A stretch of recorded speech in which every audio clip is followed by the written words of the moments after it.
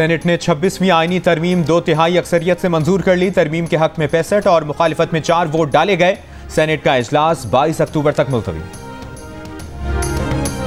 26वीं आईनी तरमीम की मंजूरी के लिए कौमी असम्बली का इजलास कुछ देर बाद होगा। नवाज शरीफ, बिलावल भुट्टो जरदारी, मौलाना फजलुर रहमान समेत दीगर अरकान पार्लियामेंट हाउस पहुंच गए। सेनेट से आईनी तरमीम की मंजूरी के बाद कायदे ऐवान इसहाक डार ने कहा कि आज बड़ा तारीखी दिन है। वज़ीर आज़म शहबाज शरीफ और चेयरमैन पीपल्स पार्टी ने बड़ी कमिटमेंट के साथ इस पर काम किया। ये चार्टर ऑफ डेमोक्रेसी का नामुकम्मल एजेंडा है जो पूरा हुआ। आईनी तरमीम कौमी असम्बली से भी आज ही मंजूर कराएंगे।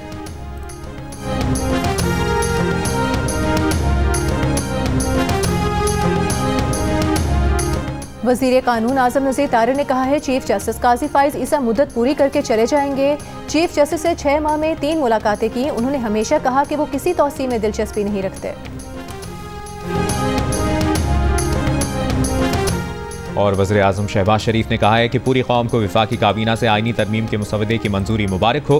पाकिस्तान की तरक्की और खुशहाली और मुल्की हालात की बेहतरी के लिए काबीना ने बेहतरीन फैसला किया।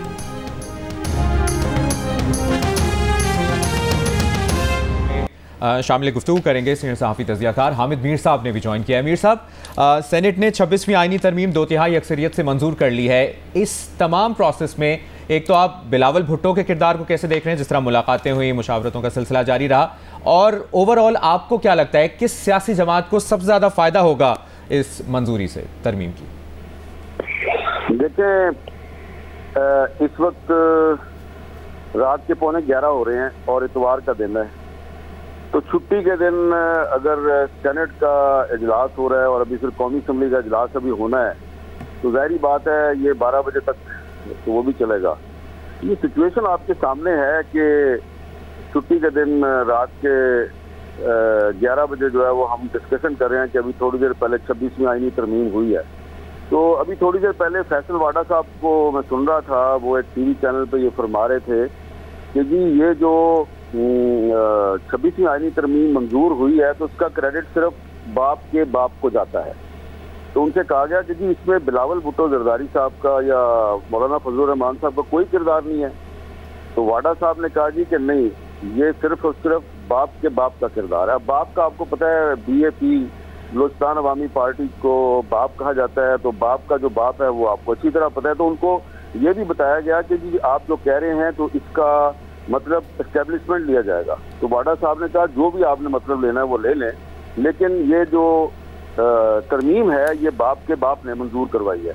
तो अब जब वाडा साहब जो हैं वो खुद एक सिटिंग सेनेटर हैं, उन्होंने वोट भी दिया इस तरमीम के हक में, और वो ये कह रहे हैं कि जी ये तरमीम बाप के बाप ने मंजूर करवाई है, तो फिर मैं अब बिलावल साहब की या किसी और की क्या बात करूँ। बहरहाल इसमें हम मौलाना फजलुर रहमान साहब को ये क्रेडिट जरूर देंगे कि जो 26वीं आईनी तरमीम का इब्तदाई मुसवदा था वो वाकई उसमें बहुत काबिल एतराज़ बातें थी और उन्होंने उसको काफ़ी टोन डाउन किया और उसको काफ़ी उन्होंने तब्दील करवाया, जिसका क्रेडिट उनको तहरीक इंसाफ भी दे रही है। लेकिन देखिए, कुछ चीज़ें ऐसी हैं, ये आज का दिन अभी थोड़ी देर में गुजर जाएगा, ख़त्म हो जाएगा, लेकिन आज के दिन के जो वाक़यात हैं ये हमारी तारीख का हिस्सा बन जाएंगे।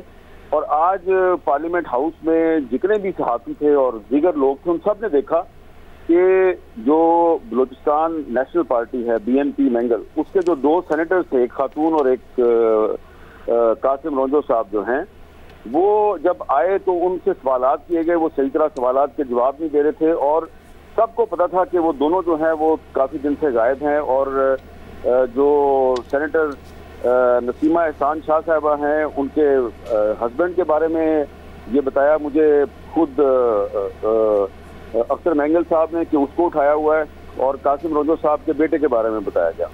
तो अब ये सेनेट में इन 2 सेनेटर्स के वोट से ये तरमीम पास हुई है और अभी थोड़ी देर में कौमी असम्बली का इजलास होने वाला है।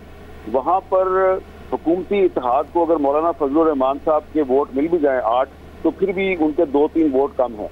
तो वहाँ पर भी उनको इसी तरह से, जिस तरह उन्होंने BNP मैंगल के 2 सेनेटर तोड़े हैं, तो वहाँ पर भी उनको इसी तरीके से PTI के 3 या 4 MNAs तोड़ने पड़ेंगे।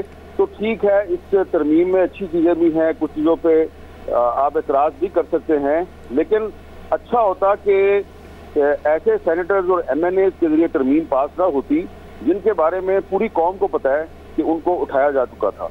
तो अगवाशुदा सेनेटर्स और MNAs के जरिए उनको धोस और धांधली के जरिए अगर आप कितनी ही अच्छी तरमीम को वोट दिलवा दें, वो तारीख में हमेशा मुतनाज़ा रहेगी और इस तरमीम की हमायत करने वाले जो तमाम सियासतदान हैं तारीख में उनको अच्छे नाम से याद नहीं किया जाएगा। मीर साहब, आपने दो सेनेटर्स का जिक्र किया है, सेनेटर नसीम और सेनेटर कासिम साहब का। तो सेनेटर इरफान सदीकी साहब का तो कहना है कि ये दोनों सेनेटर्स अपनी मर्जी से आए हैं, अपनी मर्जी से उन्होंने वोट दिया। तो जाहिर बात है, इरफान सदीकी साहब तो एक हुकूमती जमात के रहनुमा है ना, वो तो यही कहेंगे। लेकिन आपने खुद तकरीर सुनी होगी सेनेटर अलामा नासिर अब्बास साहब की, उन्होंने फ्लोर ऑफ द हाउस पे ये कहा कि मैंने जब गैलरी में अख्तर मैंगल साहब को बैठे हुए देखा तो मैं उनके पास गया और मैंने उनसे पूछा कि आप इधर क्या कर रहे हैं। तो अख्तर मैंगल साहब ने कहा कि मैं अपने दो सेनेटर्स तलाश कर रहा हूँ। अच्छा, अख्तर मैंगल साहब की तो अलामा नासिर अब्बास साहब की तो पब्लिक डोमेन में गुफ्तगू है ना, वो तो आपने टीवी चैनल पे सुन ली। लेकिन मैंने खुद सेनेटर नसीमा एहसान शाह साहबा के अजीजों से और जो सेनेटर कता कलामी की माजरत, हामिद मीर साहब हमने एक ब्रेक लेनी है।